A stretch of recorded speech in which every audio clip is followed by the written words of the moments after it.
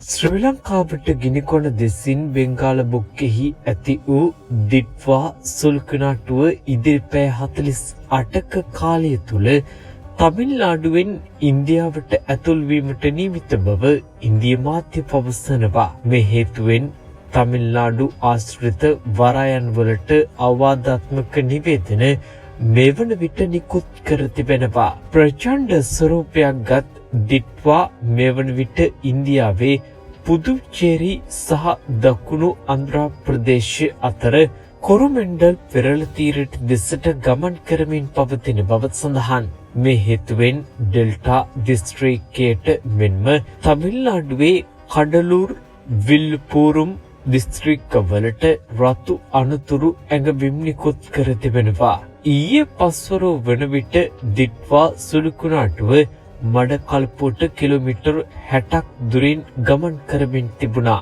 මෙරට කාලගුණ විද්‍යා දෙපාර්තමේන්තුවද නිවේදනය කර සිටියේ මෑත ඉතිහාසයේ දෙවයිනට ඇදහැලෙන වැඩිම වර්ෂාපතනය ඉදිරි පැය කිහිපය තුළ බලාපොරොත්තු විය හැකි බවටයි.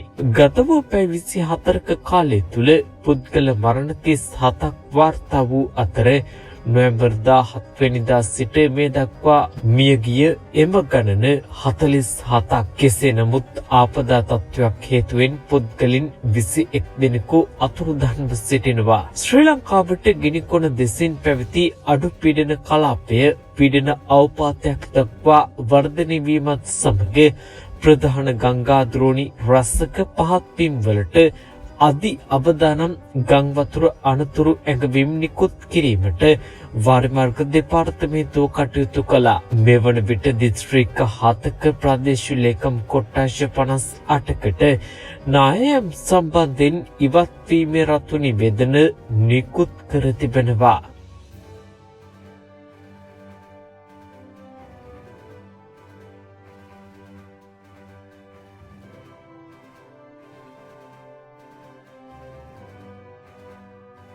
පාර දෙපැත්තේ තිබෙනවා.